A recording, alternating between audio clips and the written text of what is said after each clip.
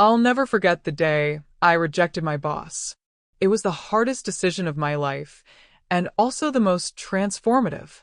I, a simple domestic worker from the countryside, found myself faced with a choice that could have changed everything in an instant.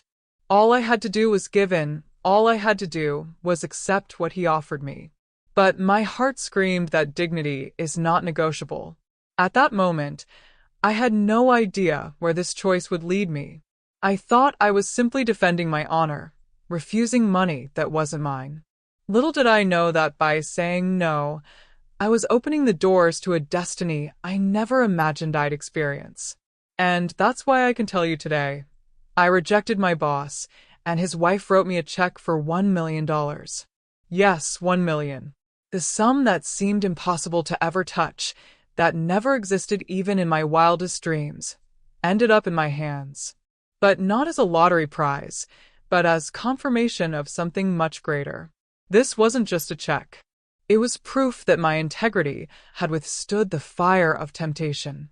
What no one knew was that this billionaire couple harbored a secret. They had no children, no heirs.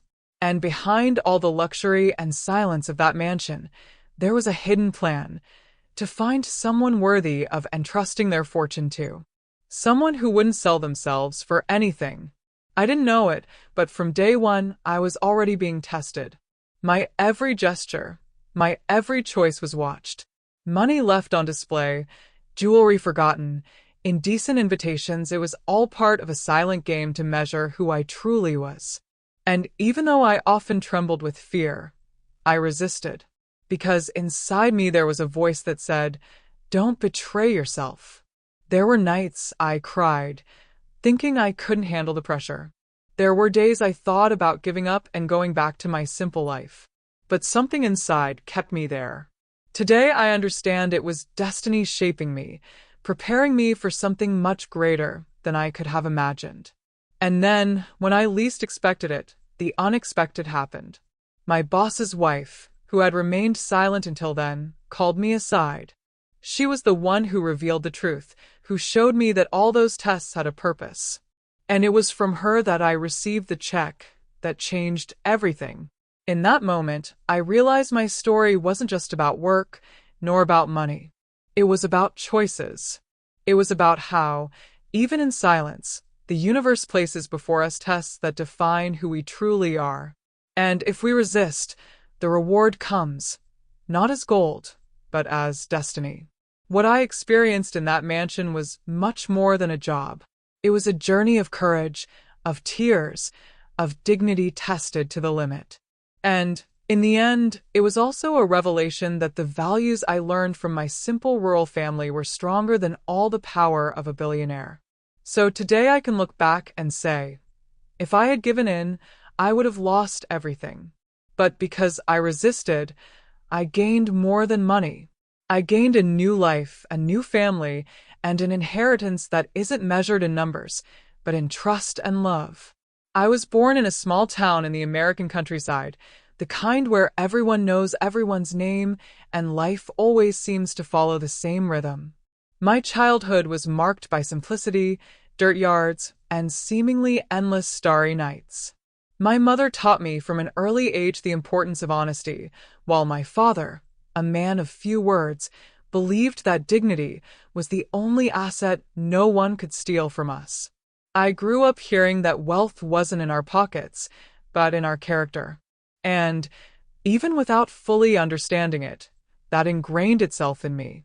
Our house was small, made of wood, with windows that creaked when the strong wind blew.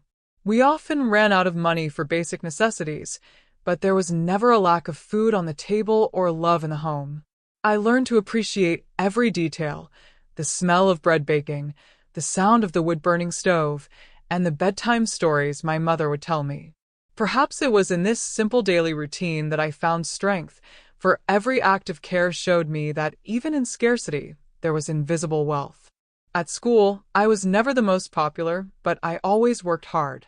I dreamed of a better life, though I didn't know exactly how to get there. My classmates talked about leaving for the big cities, but something inside me told me the world could find me even in the countryside. I just needed to be prepared, hold on to my core, and not lose my way. This idea would become a silent compass in my life. At 17, I started working as a babysitter to help with the household bills. I learned how to care for children, how to remain calm amidst chaos, and how to be responsible, even at a young age. It was then that I understood that honest work, no matter how simple, was always noble. Every dollar I brought home was gratefully received by my parents, and that made me proud. I might not have luxuries, but I had value. Over time, I gained a reputation around town as someone trustworthy. Leave it to her, she'll handle it, people would say. This reputation opened doors for me, and soon I was helping out in larger homes doing cleaning and organizing. It wasn't glamorous, but it was what sustained my dreams. And deep down, I enjoyed it. Every room I left clean felt like a reflection of what I wanted for my own life: clarity, order, and purpose. Still, there were days when I wondered if my life would hold anything extraordinary. I'd look to the horizon, see the endless fields, and wonder if that would be my destiny for the rest of my days. Often, the answer was a painful silence. But I always returned to my mother's words, "Daughter, the world tests the pure of heart, but those who remain steadfast receive priceless rewards." I had no idea how true that phrase would later become. It was on one of those uncertain afternoons that the news arrived. A neighbor mentioned that a wealthy family, practically a legend in the area, was looking for someone trustworthy to work in their mansion. It wasn't an ordinary job. They said they were looking for more than just a maid. They were looking for someone who could live with them, almost like part of the family. That struck a chord with me. I wondered, why would they choose someone like me? At first, I hesitated. It seemed crazy to imagine myself in a billionaire's mansion, even though I'd never ventured far beyond the city limits. But something inside me felt different. Maybe it was a calling, maybe it was just curiosity. The fact is, that night, I lost sleep thinking about the possibility. It was as if my destiny had knocked on the door, and I had to decide whether or not to open it. I talked to my parents, and, to my surprise, they encouraged me. My father said that opportunities come only once, and that we must have the courage to seize them. My mother, in turn, looked deep into my eyes and said, "Be who you've always been, no matter what they offer you. Your integrity will be your greatest treasure." These words resonated with me like a promise. It was thus, with a heart full of doubts and hopes, that I took my first step toward a life I could never have imagined. I didn't know it yet, but that decision would lead me to face trials that would test everything I believed in. And, in the end, they would show me that true wealth is never found in gold, but in the strength to remain true to oneself. The news about the billionaire family spread through the city, like a whisper everyone wanted to repeat. No one knew exactly what they looked like, but everyone commented on their immeasurable wealth. Some said they had businesses in several countries, others that they lived in seclusion to hide secrets. I didn't know what to believe, but the mere fact that someone like that would seek an employee in such a small town seemed unrealistic. The next day, my neighbor brought more details. She said they weren't just looking for a regular maid. They were looking for someone they could trust completely, someone who wasn't driven solely by money. That word, trust, resonated within me. How many times in my life had I been taught that character is a person's greatest calling card? It was as if that position had a destiny written for me. Even so, fear haunted me. I didn't have fancy clothes, I didn't speak fancy words, and I'd never set foot in a mansion. Would they take me seriously? I spent days pondering, until I decided to take the risk. I might not have much to offer in appearance, but I had what my mother always said was most valuable: dignity and a clean heart. I prepared my best dress, simple but carefully pressed, and drove to the neighboring town where the mansion was located. With every kilometer I traveled, my heart pounded. The immense gate seemed to separate two worlds. On one side, my simple life. On the other, a universe I hadn't yet discovered. I took a deep breath before ringing the doorbell, as if I were about to cross an invisible border. An impeccably groomed butler greeted me. His erect posture and attentive gaze made me feel small, but I didn't give up. I was led into a vast hall, with chandeliers shining like stars suspended from the ceiling. There, for the first time, I saw up close the couple who would change my life forever.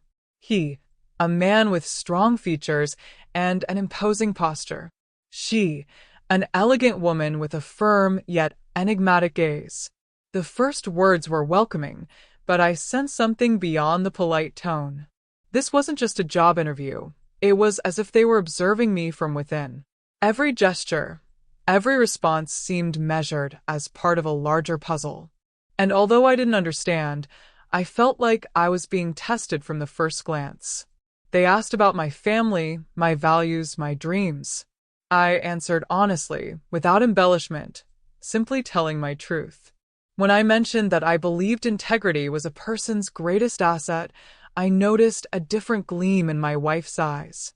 It was brief, almost imperceptible, but it gave me the feeling I'd said exactly what they expected to hear. After long minutes of conversation, the husband said something I'll never forget. This is no ordinary job. Whoever enters our home will need more than domestic skills. They'll need a strong soul and an unbreakable character. Those words, spoken with seriousness, sounded like a warning, almost a prophecy. I left without a definitive answer, but with the feeling that something grand was about to happen. The couple's silence as they said goodbye seemed to hide secrets, as if they were waiting to reveal the truth at the right moment. With each step I took toward the gate, I wondered if I was ready for what was to come. That night, returning home, I could barely sleep. The image of the mansion, the wife's enigmatic gaze, and the husband's firm voice wouldn't leave my mind. Something told me that this encounter had been just the beginning of a journey that would test my faith in myself. I didn't know it yet, but my greatest test of integrity was already underway. The day I was called to start work, I felt as if my world were splitting into two halves. On one side, the simple life I'd always known. On the other, a universe of luxury that seemed to belong to another dimension. When I crossed the mansion's gate again, I realized that nothing inside was ordinary. Every detail seemed to carry a silent mystery. The entrance was immense, with wide staircases and antique paintings that seemed to watch my steps.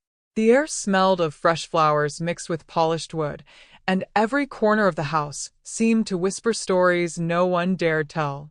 Coming from a modest home, I felt as if I had entered a palace. Yet at the same time, all that luxury left me with a strange sense of loneliness. The hallways were long, lit by yellowish lights that made shadows dance across the walls. It was as if the mansion had eyes, as if my every step was registered by something invisible. The atmosphere reminded me of the stories my grandmother used to tell me about old houses holding secrets. There I was certain that nothing was just appearance. I soon realized that my duties wouldn't be limited to cleaning or cooking. They asked me to organize paperwork, handle important documents, and even accompany their wives on discreet visits to the city. It was as if they were testing my trustworthiness in increasingly delicate situations. I knew that any slip-up could cost me not only my job, but also their trust. At night, when I lay in my reserved room, I often fell silent, thinking about everything. The mansion, though grand, was strangely empty. There was no laughter of children, no movement of family members. It was just that couple and a few employees who, like me, seemed there more to keep watch than to socialize. This silence intrigued me more than the luxury. Once, while organizing the library, I found a safe hidden behind some shelves. It wasn't my business, so I didn't touch it, but the discovery sparked my curiosity. What else did that mansion hide? I had the feeling that each room held not only riches, but also truths unknown to anyone outside those walls. Even faced with so many questions, I couldn't deny it. I was fascinated. The environment was strange, yes, but there was something about it that drew me in. Perhaps it was the opportunity to prove that a simple country girl could live up to a world so far removed from her own. I didn't just want to survive there. I wanted to show that my honesty was worth more than any jewel displayed in the windows of that house. As the days passed, I began to notice my wife's attentive gaze. She rarely spoke to me much, but always observed me silently, as if my every gesture were part of an invisible evaluation. Sometimes I wondered if she approved or disapproved of what I did. It was as if I were taking a test whose questions I didn't yet know. My husband, on the other hand, had a strong, commanding presence. His confident demeanor could intimidate anyone. But there was something about him I couldn't decipher. It was as if behind that elegant posture lay a hidden agenda. And even without knowing for sure what it was, I sensed that at some point he would test not only my abilities but also my values. It was in this setting, amidst the glitter of riches and the weight of silence, that my journey into the mansion truly began. I didn't know it yet, but every step, every glance, and every choice was being carefully measured. This house wasn't just a home for billionaires. It was a stage of secrets where my soul would be tested to its limits. As the weeks passed, I grew accustomed to the mansion's routine, but I never truly grew accustomed to the couple's presence. They were simultaneously welcoming and distant. The husband had a firm posture, the kind of man who fills a room with energy just by entering. His wife, on the other hand, was quieter, but her gaze spoke volumes. It was as if their every gesture carried hidden intentions. I noticed they talked a lot among themselves in low tones when they thought I wasn't around. Sometimes they'd stop talking abruptly as soon as I entered the room. It was impossible not to sense something beyond the ordinary going on there. That feeling of being watched, measured, and evaluated never left me. My husband would ask me unexpected questions, always with a slight smile on his face. He'd ask about my dreams, what I would do if I had a lot of money, or whether I would accept an expensive gift from someone I didn't know. These were simple questions on the surface, but they carried a different weight, as if they were traps to see how far I would go. His wife rarely intervened, but her eyes were always watchful. Once, when I replied that I'd rather achieve through my work than receive gifts for no reason, I clearly saw a gleam of approval in her eyes. She didn't say anything, but that look stayed with me, like a small, silent victory. Despite all their strangeness, they never treated me badly. On the contrary, they offered comfort and gave me the freedom to move around the house without restrictions. But this excess of freedom made me even more uncomfortable. It was as if they were leading me through an invisible maze, where every open door hid a hidden test. At times, I noticed a curious complicity between the two. The husband would say something, and the wife would simply respond with a look, as if agreeing to some secret plan. I had no idea what it was. This silent harmony heightened my suspicion that there was much more at stake than just a job. I also noticed that there were no photos of children or family members scattered around the house. This deeply intrigued me. Who had so much money and no framed family memories? The absence of these signs gave me the impression that the mansion was, in fact, some kind of carefully assembled set for a greater purpose. Over time, I began to feel like I was in the middle of a silent game. And although I didn't understand the rules, I was certain that any slip-up could cost me dearly. At the same time, there was something inside me that said, "Keep going. You were chosen for a reason." This inner voice guided me, even when fear hit hard. One night at dinner, my husband asked me a question that left me cold. "Do you believe everyone has a price?" I remained silent for a few seconds, but then replied that, for me, integrity had no market value. He chuckled quietly, while his wife just continued to stare at me. It was at that moment that I knew, without a doubt, that I was being tested. That house, that couple, that routine, none of it was by chance. I was in a minefield of silent trials, and there was only one way to stay afloat, to be who I'd always been, without deviating an inch from what I believed. I didn't know where this would take me, but I was willing to face whatever came. At first, I thought my tasks would be the same as in any other household: cleaning, organizing, cooking. But I soon realized that nothing was so simple in that mansion. My wife's first request was for me to take care of the library, cleaning not only the books but also organizing papers and documents that seemed of great importance. That already sounded strange to me.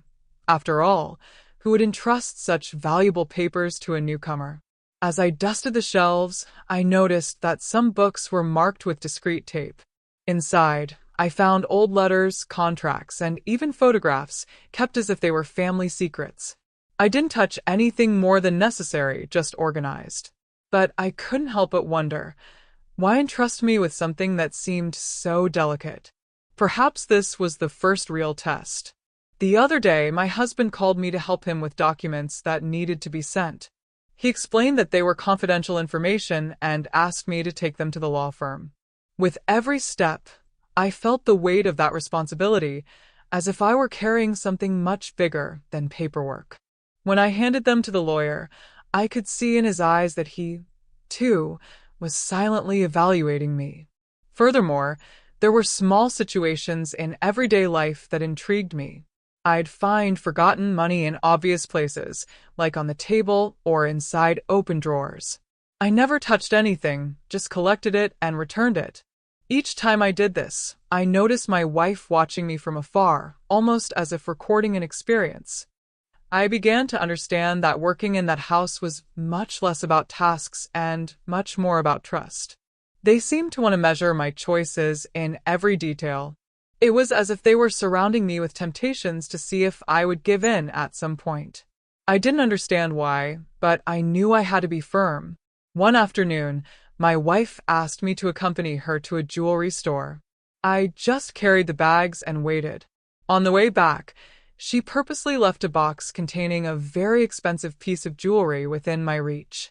During the trip, I glanced at it several times but never touched it. When we got home, she took it back, looked at me, and smiled slightly, as if confirming something she'd been waiting for. Her husband was no slouch either. He left folders open in his office, filled with financial information that could enrich anyone if misused.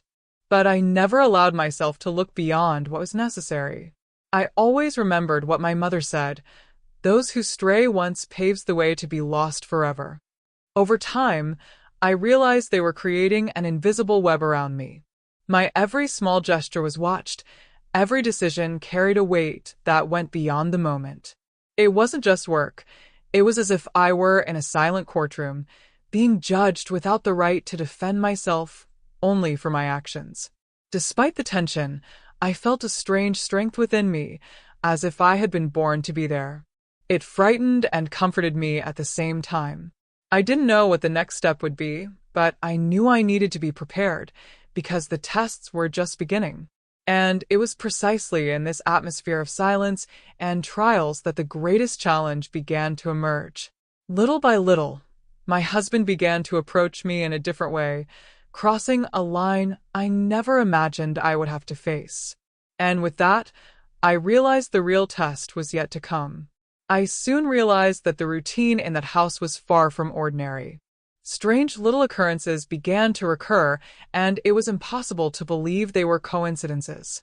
Money left on the counter, jewelry forgotten on the bed, safe doors ajar, everything seemed carefully planned to test me. At first, I thought it was carelessness. But over time, I realized it was intentional. Every time I found something out of place and returned it untouched, my wife's gaze became more enigmatic. There was no praise, no words of approval, just that silence that spoke louder than 1,000 sentences. It was as if she were writing an invisible report about me. I once found an envelope full of bills inside my pillow. My heart raced. I was shocked to imagine how it had gotten there. For a few seconds, I considered keeping it. After all, no one would ever know. But my mother's voice echoed within me: "Money that isn't yours weighs like a stone on your conscience." The next day, I returned the envelope to my wife, who simply nodded. Another occasion left a deep impression on me. While cleaning the main room, I noticed a pearl necklace on the table, glistening as if it had been left there on purpose. I approached, carefully touched it, and placed it in a small box, taking it directly to my boss. When I handed it to her, she stared at me for several seconds, then gave me a barely perceptible smile. In that instant, I felt I had won another point in this silent game. But it wasn't just objects that tested me. There were emotional situations too. My husband, in several conversations, talked about how everyone has a price and asked me if I believed that. I always firmly replied that I didn't. But deep down, I wondered, would I stick with it, faced with such an absurd amount of money?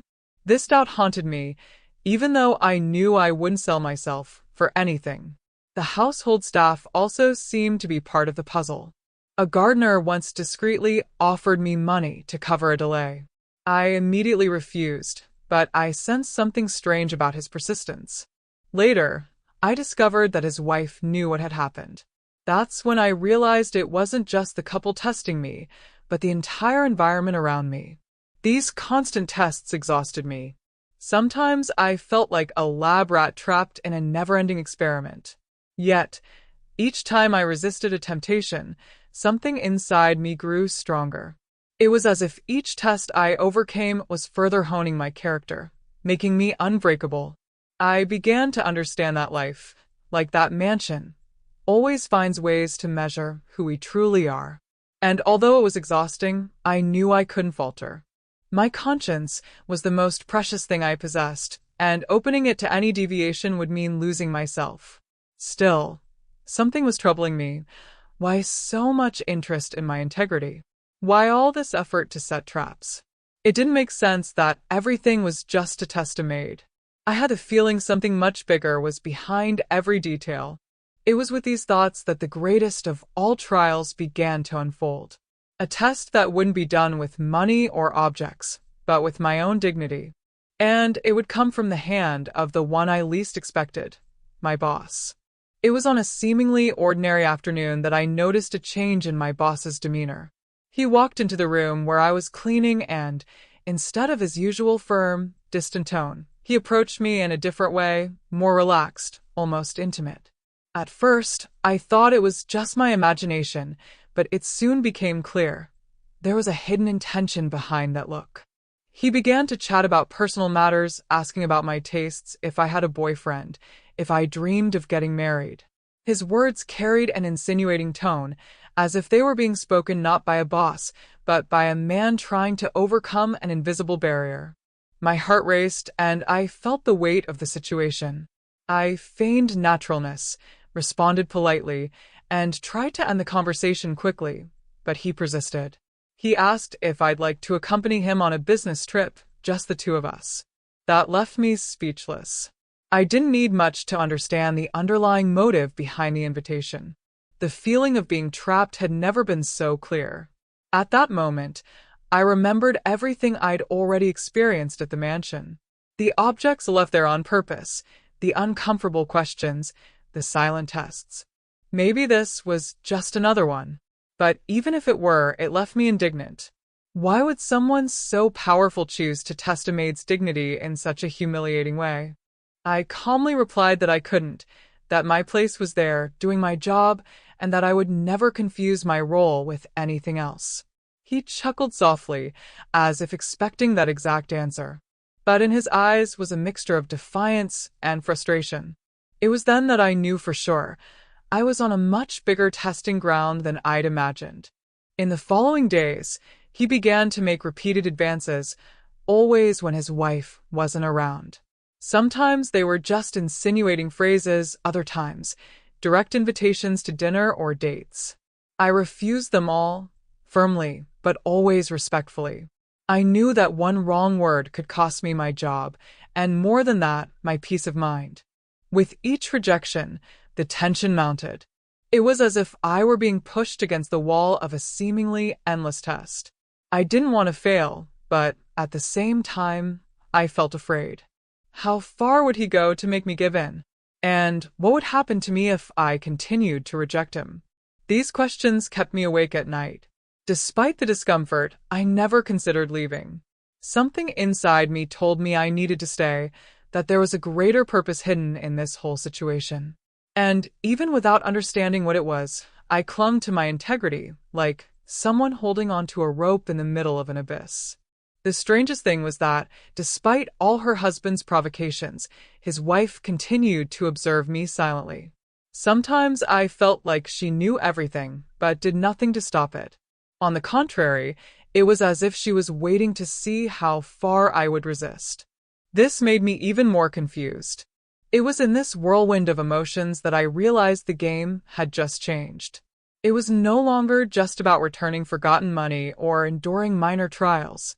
Now, what was at stake was my very dignity as a woman. And I knew that at that point, the line between failure and success had become thinner than ever. One night, after a seemingly normal dinner, my boss called me into his office.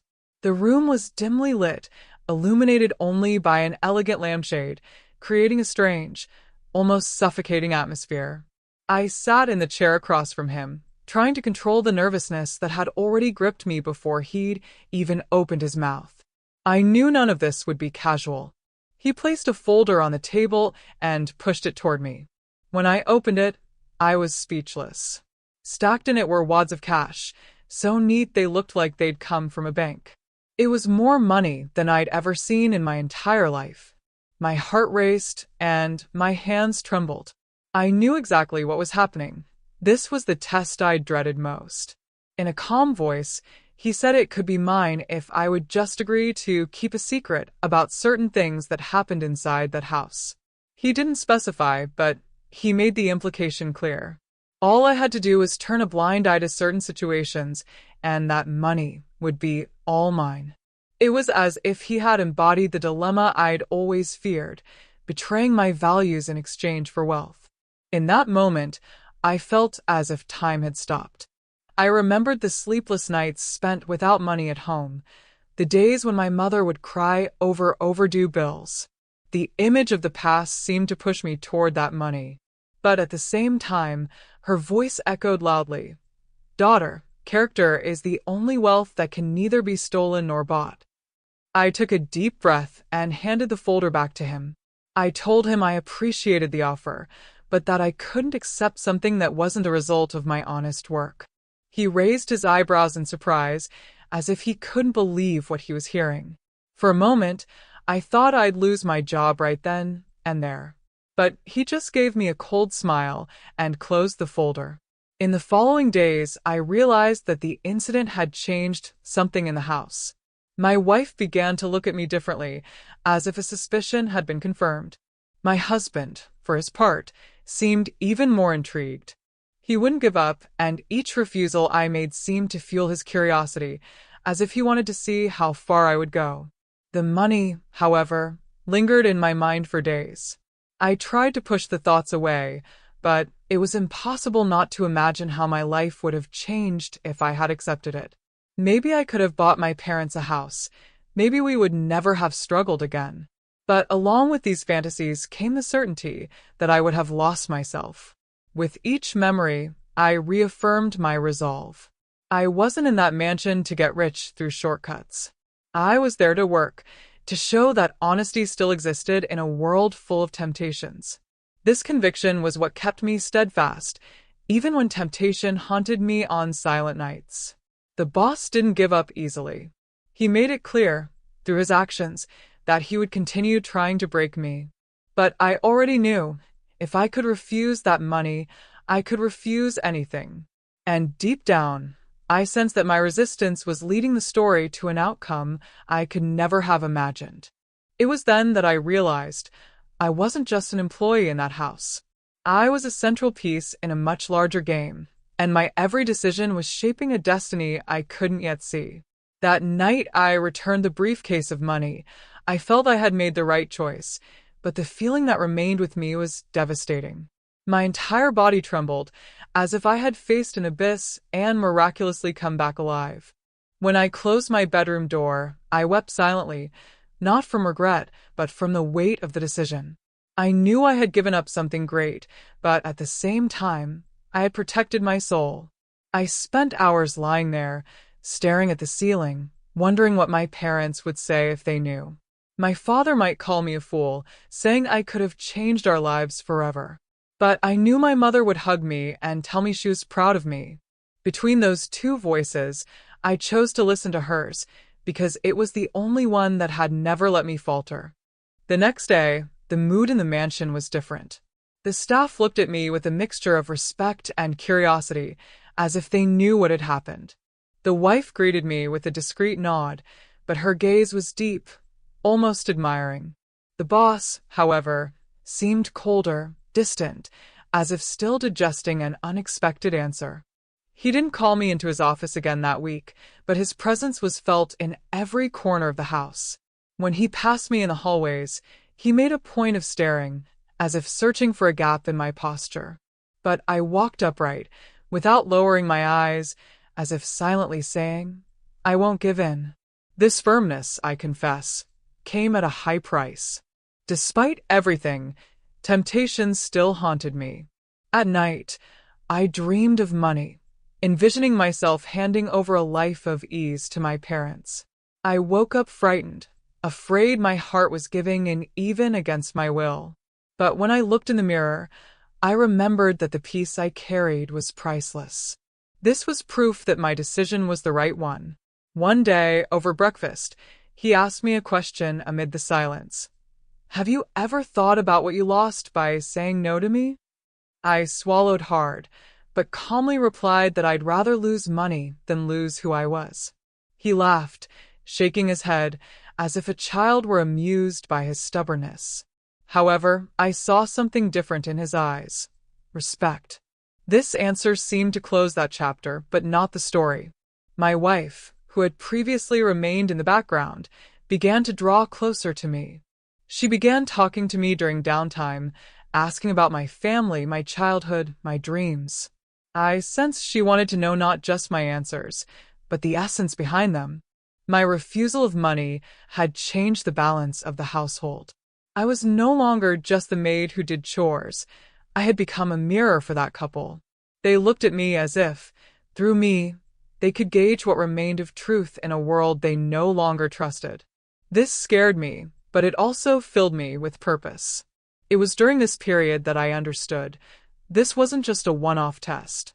My entire presence in that mansion was a major test, and every decision I made would be crucial to what was to come. Refusal hadn't ended the game. It had merely pushed me into an even more difficult phase. And deep down, I already knew the fight wouldn't just be against the temptation of money, but against something even more dangerous. The next test wouldn't just measure my honesty, but my strength as a woman in the face of an attack that would seek to harm not only my values, but also my dignity.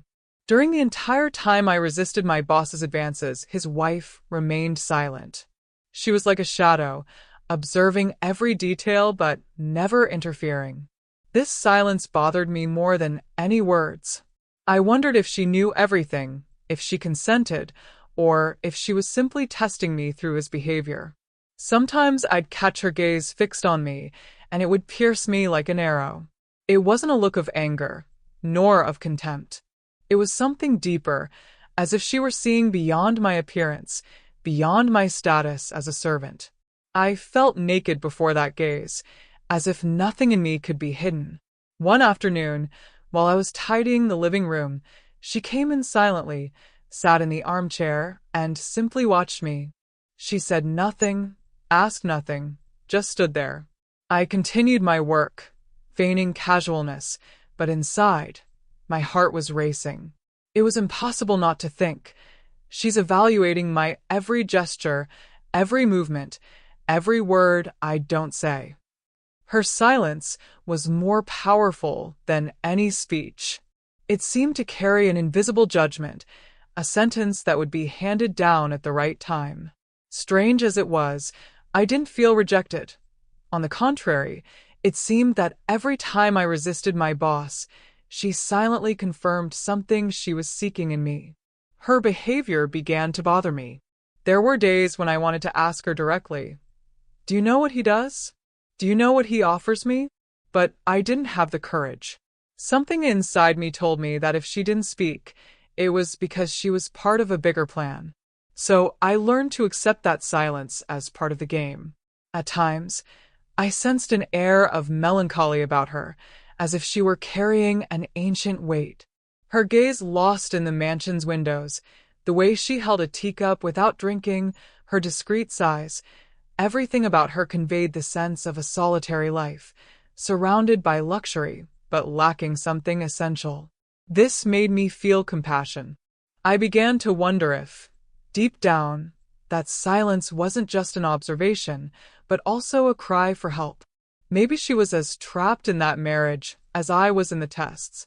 Maybe she saw in me an opportunity to be something she herself hadn't had the courage to be, someone true to her own principles. One day, when I returned a necklace that had been purposely left in my room, she looked at me again. This time, I noticed her eyes well up for a moment. It was brief, almost invisible, but enough to make me understand that it wasn't indifference she carried. There was hidden emotion, emotion she couldn't reveal. This silence, instead of distancing me, brought me closer to her. It was as if a silent language existed between us, made of gestures, glances, and choices. I knew that, somehow, she was by my side, even without saying a word.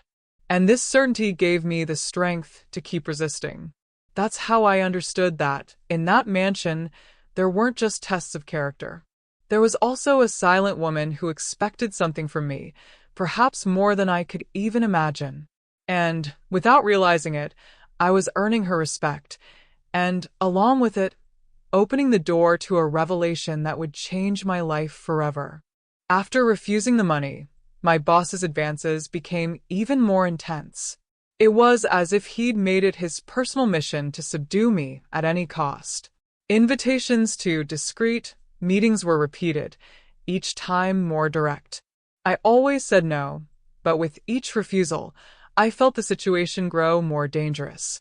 He began to appear unexpectedly wherever I was. If I was in the kitchen, he'd come in with trivial excuses. If I was tidying up the library, he'd appear to grab a book. It felt like a veiled pursuit, a siege slowly closing in around me. I had to be on my toes at all times. The pressure wasn't just from him. At night, alone in my room, I wondered how long I could hold out. The fear of losing my job tormented me, and the thought of all the money that could change my life tried to infiltrate my thoughts. But at the same time, each time I resisted, I felt stronger, as if an invisible flame sustained me. One rainy afternoon, he went further. He placed an absurd amount of money on the table again and said that all it took was one word from me for it to be mine. My body froze, but my answer was firm. You can offer me the whole world, but you can't buy who I am. He laughed, but this time it sounded bitter, almost desperate. The wife, as always, remained silent, but her gaze was even more attentive, almost protective. I had the feeling she saw everything but allowed it to happen because it was part of a larger test. And this idea, although it bothered me, also gave me strength. If she didn't stop me from resisting, it was because she believed I could win. With each new day, the pressure increased. He made a point of talking about women who knew how to seize opportunities and insinuated that I was being naive. But I knew that giving in would mean losing something I could never regain, my dignity.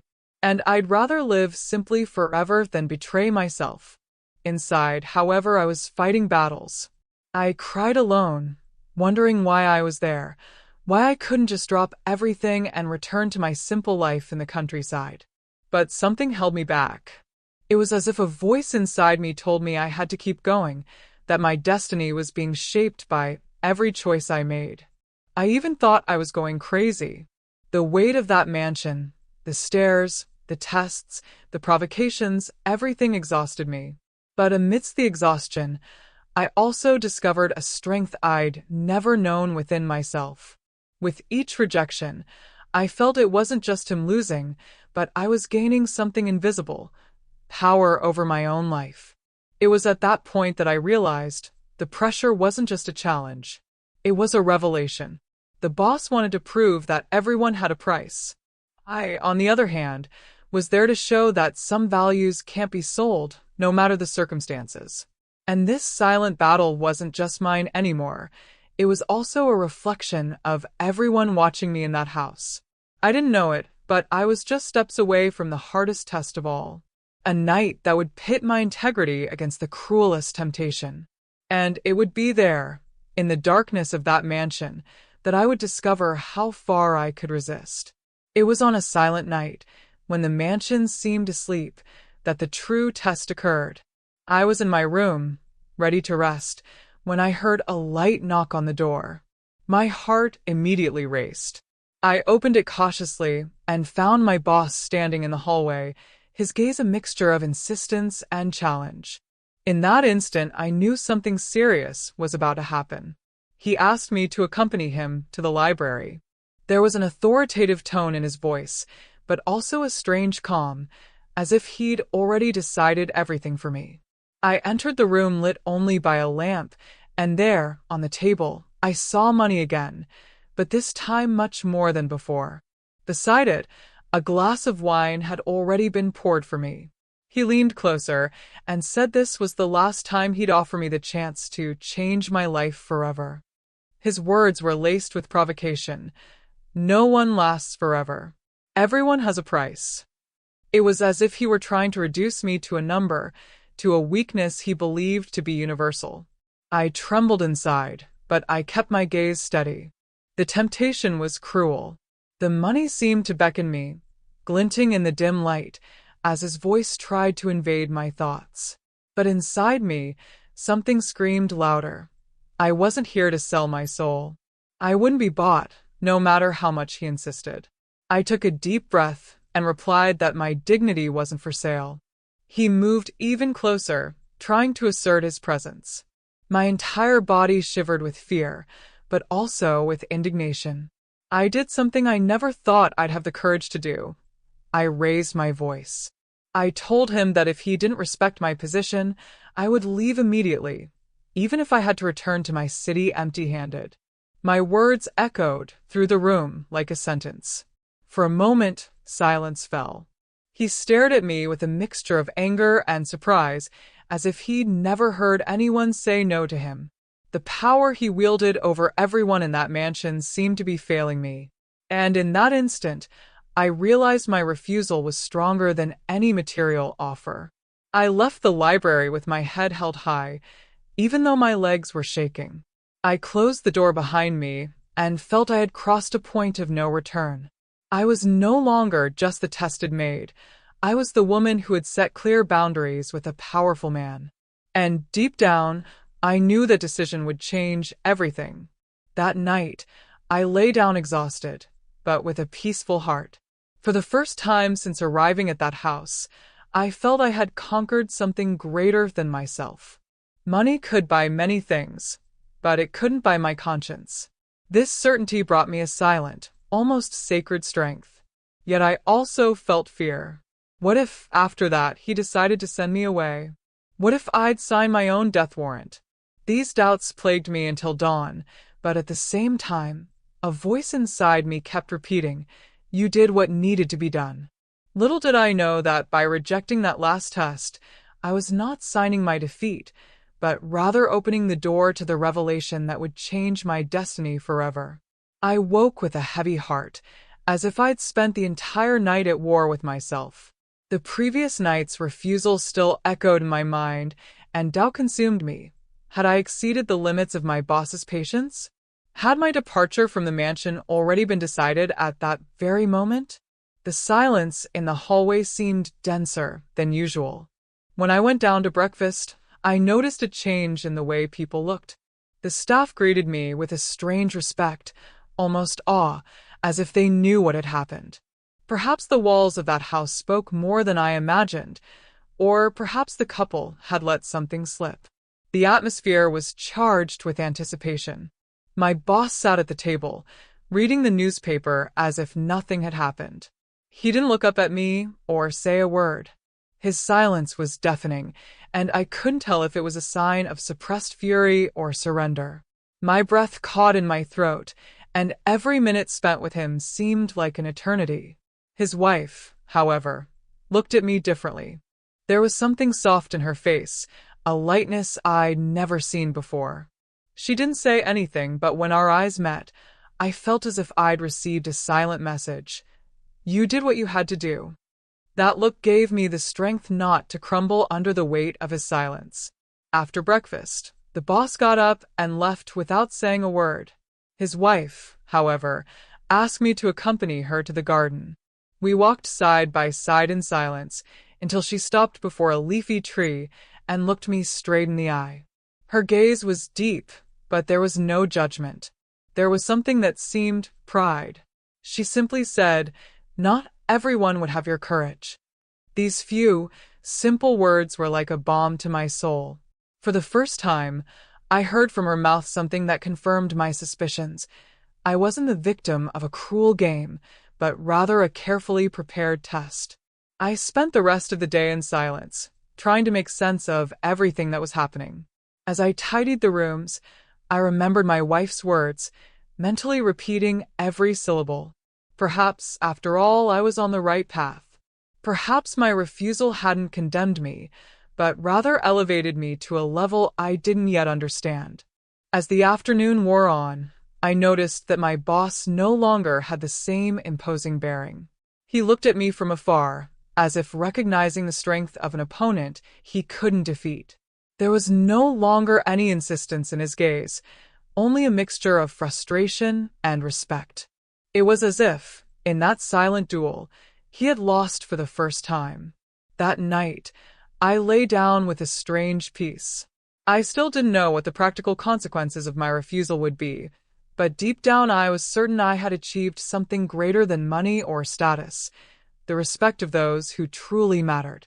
And more than that, the certainty that my integrity had withstood the worst of tests.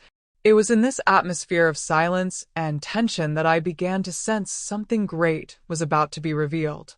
And this time, I sensed it wouldn't be just another test, but a truth capable of completely transforming the course of my life. 2 days after that fateful night, my wife called me aside for a private conversation. Her tone was firm, but unlike anything I'd ever felt before. No coldness, no heavy silence. There was a kind of softness in her voice, as if the time had finally come to reveal what she'd been hiding. My heart raced. We sat in the library, the very place where so many trials had unfolded. She stared at me for several long seconds before beginning to speak. "You must have realized that your presence here isn't just for work," she said. Her words echoed within me, confirming all my suspicions. I was right. There was a greater purpose to this mansion. She explained to me that for years, she and her husband had been searching for someone they could truly trust. Someone who wouldn't bend to money, who wouldn't be corrupted by easy promises.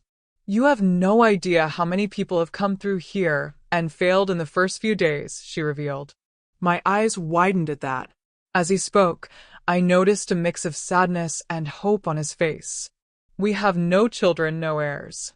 Our fortune is immense, but there's no one we can trust. So we decided to create tests that would show who truly has integrity." It was then that I understood. I wasn't just a maid. I was part of their life plan. My body shivered. All the traps, the offers of money, the indecent invitations, everything had been calculated to test my loyalty. It was cruel and painful, but it made sense. And at the same time, it filled me with a strange emotion. I had been chosen for something much greater than I had imagined. The wife then stood up, opened a drawer, and took out an envelope. She placed it on the table in front of me. Inside was a check. As I pulled it out, my hands trembled. The amount written on it took my breath away. $1 million. I stared at her in shock, speechless. "This is just a sign," I said calmly. "You've proven that you're not a sellout. This money isn't to buy you, it's to recognize who you already are." My heart filled with a mixture of relief, gratitude, and disbelief. Never in my wildest dreams had I imagined something like this happening to me. I wanted to refuse, to say I didn't need it, but she held my hand firmly. "It's not a reward. It's a step. From now on, we want you to be with us not as a servant, but as part of the family." My tears fell uncontrollably. At that moment, everything I'd experienced up until that point made sense. The trials, the silence, the pressure, every detail was a preparation for that moment. I, a simple young woman from the countryside, was being welcomed by a billionaire family not for what I had, but for who I was. It was then that I realized that check wasn't just money. It represented living proof that dignity and integrity can change destinies. And mine was just beginning to be transformed. After handing me the check, the wife sat down again and, for the first time, began to open her heart. Her voice, previously restrained and measured, now carried the weight of years of hiding. "You must be wondering why we do all this. Why so many tests? Why so much silence?" I simply nodded, unable to interrupt the moment. She explained that they both came from very wealthy families, but deeply marked by greed. From an early age, they witnessed siblings fighting over inheritances, cousins drifting apart over money, and parents turning love into a feud. "The money that should have united, always divided," she said, her eyes welling up. It was at that point that I understood the pain hidden behind so much mystery. "We didn't want to repeat history," he continued. "We had our chances to start a family, but life didn't allow it. And even without children, our wealth grew beyond our wildest dreams. But what good is all this if there's no one to rely on?" His words sounded like a lament, and my heart ached for her. Her husband, who had remained silent until then, entered the room and joined the conversation. This time, his demeanor was different. There was no arrogance in his voice, just frankness. "Believe me, young man, we tried everything. We brought in people who seemed trustworthy, we gave them opportunities, but they all failed. Money always spoke louder. Until you came along." I was speechless. My world seemed too small in the face of that revelation. I, who came from a humble family, was now seen as someone capable of filling a space that even close relatives couldn't fill. The idea of a billion-dollar inheritance had never crossed my mind, and I confess that the weight of it frightened me. They explained that they weren't looking for someone perfect, but someone genuine. Someone who, even in the face of the greatest temptations, wouldn't lose their essence. "Integrity is rare in this world," the wife said, "and you've shown that yours isn't for sale." A lump formed in my throat at that. Inside, a whirlwind of thoughts invaded me. Was I prepared for this? Could my simplicity bear such responsibility? But at the same time, a flame of purpose ignited within me. Perhaps my life had been a silent training ground for this moment. The wife then revealed something that struck me deeply. "The check I gave you is just initial proof. But we want you to know, we've already taken steps to include you in our will. Not just as a beneficiary, but as a trustee." My entire body shook, and tears streamed down my face without me being able to hold them back. I didn't know whether to smile, cry, or be grateful. It all seemed too big, too unreal. But at the same time, it was as if the universe was confirming my mother's words. That character is the greatest treasure there is. And there was living proof of that, right in front of me. In that moment, I didn't just see a billionaire couple. I saw two human beings who, despite all their money, carried deep wounds and were simply searching for someone they could trust. And somehow, I had become that person. I'll never forget the moment I stood alone with that check in my hands. My eyes scanned the numbers, and it was as if my mind refused to believe what I was seeing. $1 million. I, who had so often counted coins to buy bread, now held in my hands an amount that could change not only my life, but that of my entire family. The paper trembled between my fingers. I thought of my parents, imagined my mother's smile when she could renovate the house, my father's peace of mind at no longer having to worry about the bills. It all seemed like a distant dream that had suddenly materialized in my hands. But at the same time I wondered, why me? My wife's words echoed in my mind. This isn't a payment, it's an acknowledgement. And it was in that detail that I understood the true meaning of that gift. It wasn't money to buy me, but to show me that dignity has value, a value so high that all the gold in the world can't buy it. I felt tears stream down my face. They weren't tears of ambition, but of gratitude. My whole life I'd believed that character was a person's greatest asset, and now, faced with that check, I had confirmation that my choices had been worth it. Resistance hadn't been in vain. I put the check in a small box I kept in my room. I didn't want to look at it every moment, nor allow it to become a temptation. To me, that piece of paper was more than money. It was a symbol. Proof that honesty, even when tested to the limit, can open unimaginable doors. The next day, when I woke up, I looked at the box and felt a huge weight. Responsibility. It wasn't just about what I would do with that money, but about how I would live from then on. I couldn't let wealth corrupt me. I needed to hold firm to the values that had brought me this far. When I found my wife in the garden, I tried to thank her. My voice was choked, barely able to form the words. She calmly replied, "No need to thank me. Just continue being who you are." Those words resonated with me more than the check itself. It was as if she were handing me not just money, but also trust. As the days passed, I realized that the check was just the beginning of a new phase. They no longer treated me as an employee, but as someone close, almost family. I was invited to join them for dinner, and even in business conversations I was included. My place within that household was changing. Despite this, I never let vanity get the better of me. I continued helping out with chores, maintaining my humble demeanor, because I knew it was precisely this essence that had gotten me there. The check was big, but even bigger was the responsibility of not losing my identity. In that mansion of secrets, I finally understood. Rejecting temptation had been the hardest path, but also the only one that led me to the true reward. Not the money itself, but the certainty that integrity is what defines who we are, and that, sometimes, the universe places in the hands of the upright what others could never sustain.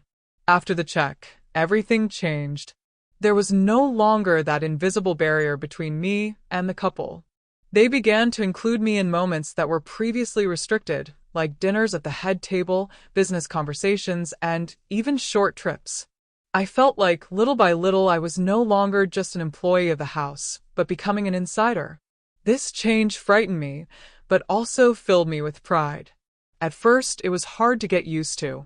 When my wife invited me to sit at the table next to them, I almost instinctively refused, thinking I was invading space that didn't belong to me. But she insisted, with a small smile, and said, "You don't understand, but you're already part of our family." Those words made me swallow hard. My husband, previously provocative and insistent, changed his stance. He no longer looked at me with ulterior motives. On the contrary, he seemed to respect my choices more than ever. His eyes held something different: recognition. I never imagined such a powerful man could look at me that way, not as prey, but as an equal. I began accompanying them on discreet engagements around town. Whether at social gatherings or visits to charities, they treated me like someone important. With each event, I felt like they were showing me a new world, as if preparing me for something greater. And although the burden was heavy, I felt ready. Inside the mansion, the staff also began to treat me differently. There was respect in their eyes, almost as if I had achieved a position none of them would have dared imagine. At first, I felt strange, but soon I understood. I had crossed an invisible line, and everyone noticed. The most memorable part was the time I spent talking to my wife. She began to tell me stories from her past, from when she was still young and also faced character struggles amidst wealth. Her confidences created a strong bond between us, like that of mother and daughter. It was as if I had found strength in her silence that was now being transformed into words. My husband also changed with me. One day, as we walked through the garden, he said to me, "You taught me that not everyone has a price. Thank you for showing me that." His words sounded almost like a silent apology for everything he had done. And for the first time, I saw in him not just a powerful man, but a human being seeking redemption. My life was no longer the same.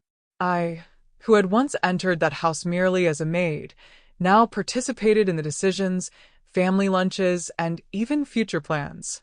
The feeling was strange, but at the same time wonderful. I had been welcomed into a place I never dreamed I belonged. Deep down, however, I knew all this also brought responsibility. I needed to honor the trust they'd placed in me. It wasn't just about resisting temptation, but about being a loyal presence, someone capable of carrying the weight of the trust they so desperately sought. It was in this atmosphere of closeness and transformation that I realized my journey in that house was just beginning. The $1 million check was just the gateway. The real challenge would be proving, day after day, that I was ready to be more than a guest. I was ready to become part of their legacy. It was during this new phase that my life took a turn I could never have imagined. The couple began taking me on trips, not as an employee, but as a trusted companion. We visited big cities, luxurious hotels, and social events where powerful people gathered. For someone who had come from a small town in the countryside, everything seemed like another planet. At first, I felt out of place. I didn't know how to behave at dinners filled with business people, politicians, and celebrities. But my wife was always by my side, discreetly guiding me, teaching me how to hold a glass, how to answer questions, even how to choose the right words. It was as if she were molding me for something greater. On one of these trips, we went to New York. When I stepped into that illuminated city, with its immense skyscrapers, I felt the weight of the contrast with my previous simple life. I remembered the narrow streets of my hometown, the wooden houses, the smell of wet earth. And suddenly, I realized I was living two lives, but I needed to remain faithful to the first so as not to lose myself in the second. My husband also took advantage of these occasions to teach me. He talked about investments, how the business world worked, how to identify those with character, and those driven solely by greed. I listened attentively, absorbing every word. It was as if he were opening a secret book, written from a lifetime of experience. On each trip, I learned something new, not just about money or luxury, but about people. I discovered that the more wealth there was, the harder it was to find sincerity. There were many masks, and I remembered how, in my hometown, simplicity made relationships more genuine. This comparison helped me avoid being dazzled. My wife insisted that I buy better clothes, appropriate for events. At first, I resisted, feeling like I would lose my true self. But she told me something I've never forgotten. It's not about what you wear, but about who you remain inside the clothes. From that day on, I accepted it, but without ever forgetting where I came from. I also started traveling abroad. I visited Europe, ancient museums, palaces steeped in history. Each place seemed to teach me something different. It wasn't just tourism, it was learning. They showed me how the world worked, how power and culture intermingled. And, through it all, they reinforced the importance of keeping my feet on the ground. The most impressive thing was how they treated me in public. They never introduced me as a maid, but as someone special to the family.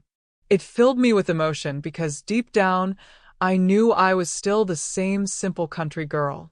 But they made a point of showing the world that I had earned a unique place. These trips, besides opening my eyes to a new world, also brought me even closer to them. I began to understand their pain, their fears, and even their flaws. And little by little, I stopped seeing them as just a billionaire couple and began to see them as human beings, with vulnerabilities as great as their fortunes. It was during this process that I realized I wasn't just being given opportunities. I was being prepared. Prepared for something that went beyond travel, learning, or social events. And soon, I would discover exactly what that destiny held for me. It was on a seemingly ordinary morning that my life took an even more unexpected turn. My wife asked me to accompany her to the family lawyer's office. She didn't explain why, just asked me to dress formally. My heart raced, for I sensed this wouldn't be just another outing. There was something solemn in the air. Upon arrival, we were welcomed into an elegant room with book-lined walls and an imposing wooden table in the center. The lawyer, a serious and respectable-looking gentleman, greeted us formally. I quickly realized that what was about to take place there would be of great importance. I was nervous, not understanding why I had been called. The wife discreetly took my hand and said, "It's time for you to know the extent of your presence in our lives." These words left me in suspense. The lawyer opened a thick folder full of documents and began reading. At first, they were standard clauses, details of assets, properties, investments. But then I heard my name being called. My entire body froze. I thought I'd misheard, but he repeated clearly, my name was included in the will. I looked at his wife in shock, and she simply nodded, her gaze serene. "Yes, it's real," she said softly. I, the simple country girl, was now officially registered as part of the billion-dollar inheritance. Tears welled up in my eyes. The lawyer continued explaining that, in addition to the initial check I had already received, I would be one of the main heirs, with specific responsibilities for managing part of the fortune. He emphasized that this decision had been carefully considered and had already been officially notarized. I didn't know what to say. My mind filled with memories of my simple childhood, of hardship, of the days when my mother told me that character was the only true treasure. And now, there before me was confirmation that living with integrity had not only sustained me but led me to a great destiny. The husband, who had remained silent until then, looked at me and said, "You can't imagine how many people have tried to fill this position and failed. But you've shown that you won't sell out, that you won't be corrupted. That's exactly what we want to leave as our legacy." For the first time, I saw something approaching genuine pride in his eyes. His wife added, "This will isn't just about wealth. It's about trust, about continuity. You will be living proof that values are stronger than fortune." Her words touched me deeply. It was as if, suddenly, all the weight of my journey had transformed into purpose. As I left that office, my legs felt shaky, as if the ground might give way at any moment. But deep within my heart, I held an immense certainty. No matter how much money was at stake, I would never stop being who I had always been. That would be my greatest commitment from then on. That day, I realized I wasn't just an heir to wealth. I was an heir to a mission, to show the world that integrity still exists and that even amidst the greatest riches, it's possible to remain true to one's essence. As the months passed, I noticed that life in the mansion was beginning to change. It was no longer all elegant dinners and dazzling trips. The weight of the years was beginning to show on the couple's faces. The husband, once imposing, began to tire more quickly. The wife, who had always seemed firm, now showed signs of fragility. Time, which spares no one, was knocking on their door. It was during a quiet afternoon in the garden that my wife called me for a different kind of conversation. We sat on a stone bench in the shade of an ancient tree. She gently took my hand and said, "We are not eternal, and we want you to know our final wishes." My heart sank at those words. She told me about health problems she'd been dealing with in silence. Her husband, though he tried to hide them, wasn't the same either. The couple who once seemed untouchable now showed me their vulnerability. For the first time, I realized they weren't just powerful billionaires, but human beings about to say goodbye to life.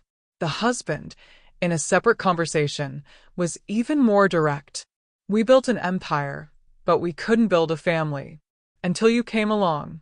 Now, finally, we feel we can leave in peace, because we have someone to entrust everything we've achieved to." His words echoed in my soul, and I felt tears well up. Each day, I began to care for them not just as someone close, but as a daughter. I prepared their meals, accompanied them to doctor's appointments, read to them at night when fatigue overcame them. The mansion, once full of secrets and trials, became a quiet home where love finally blossomed. One of those nights, my wife called me into her room. In a weak voice, she said, "You are the daughter we never had. No matter what happens, never forget who you are. It is your integrity that will keep our legacy alive." Those words were engraved in me like an eternal oath. My husband, though more reserved, also left his mark.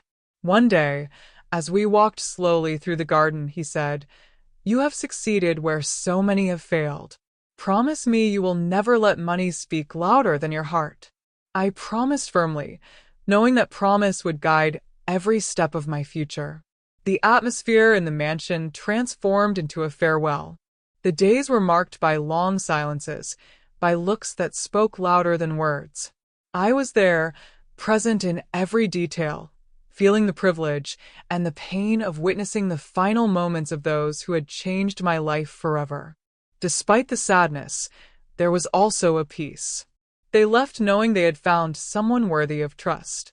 I, in turn, had found something much greater amidst so much luxury and hardship, a purpose. It wasn't just about money, but about honoring the trust they placed in me. That's how I realized that saying goodbye wasn't the end. It was just the transition to the responsibility that was about to fall entirely upon me. And I knew I needed to be ready, because soon the will would come true, and my life would never be the same again. The day of the will reading arrived faster than I expected. The mansion was silent, and every corner seemed to carry their absence. My heart pounded, because although I already knew what was written, hearing it all in front of witnesses would be different. It was the moment my life would change forever, before the eyes of the world. The lawyer gathered everyone in a large room. Some distant relatives, longtime employees, and business representatives were present. I felt out of place, as if I didn't belong. But at the same time, I remembered my wife's words, "You're part of the family." This memory gave me the strength to hold my head high. The reading began with formalities, describing assets, properties, and bank accounts. Each word seemed to drag on, until finally my name was pronounced. I felt a shiver run through my entire body. The lawyer declared that I was the primary heir, not only to financial assets, but also to the responsibility of caring for their legacy. Silence fell over the room. Some relatives looked at each other, shocked and incredulous. I could feel the judgmental gazes as if asking me, "Who is she to inherit so much?" But I knew the answer. I was the one who resisted, who didn't sell out, who passed all the tests. And no one could take that away from me. Tears welled up in my eyes as the lawyer explained that a large portion of the fortune would be donated to charitable causes, and that I would be in charge of managing these donations. It wasn't just an inheritance, it was a mission. They had chosen me not to spend the money, but to transform it into something greater. Deep down, I felt pride. I, a simple country girl, was there before powerful people, recognized as the heir to one of the country's greatest fortunes. But more than that, I was being recognized as the guardian of a legacy of integrity. That was the true weight of inheritance. Some murmured in dissatisfaction, but I was unfazed. I looked ahead firmly, remembering the promise I had made to them, never to let money be greater than my heart. And in that moment, I understood that true victory lay not in possessing riches, but in being chosen for my essence. At the end of the reading, the lawyer handed me an official copy of the document. I held the paper with trembling hands, feeling that the rest of my life was written there. It wasn't just a piece of paper, it was a commitment, a pact between them and me, sealed by a trust one could never betray. I left that room with my heart on fire. I knew that from that day on there would be no turning back. My simple life was behind me, and a new journey opened before me, full of challenges, but also purpose. And it was at that decisive moment that I realized the real test wasn't over. It was just changing form. Now, it wasn't about resisting the boss's temptations, but about resisting the weight of carrying an inheritance that could change destinies.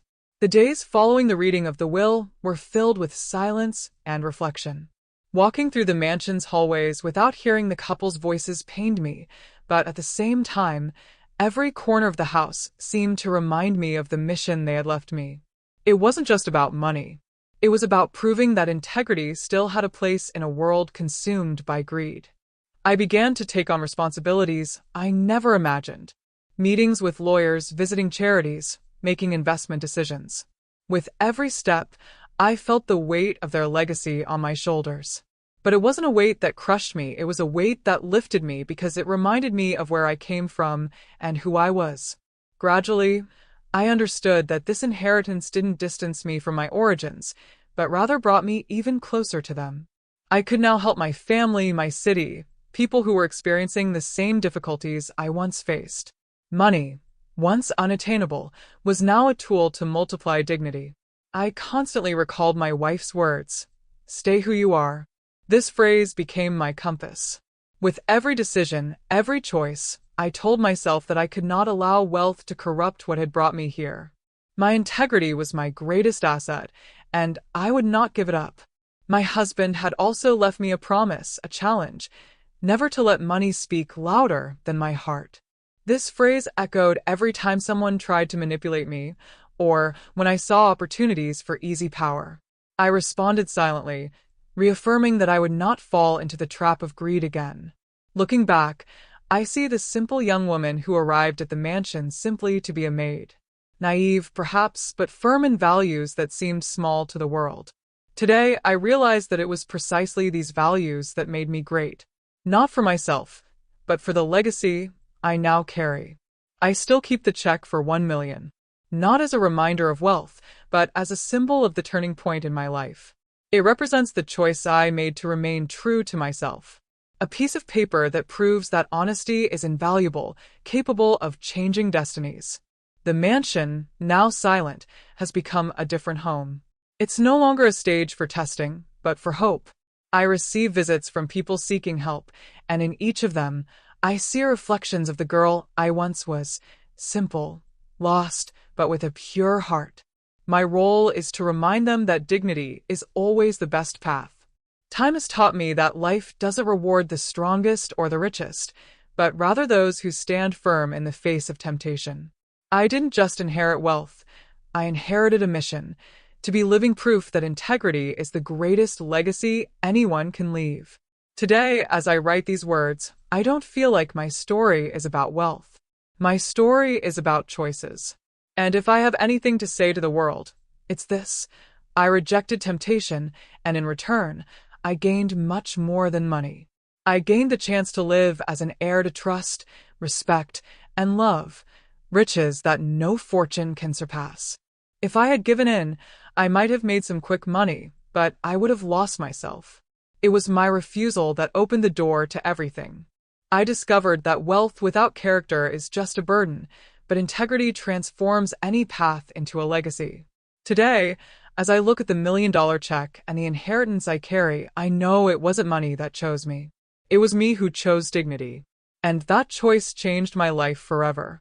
Because, in the end, the greatest inheritance is not in safes, but in the hearts of those who resist when the world tries to buy their soul.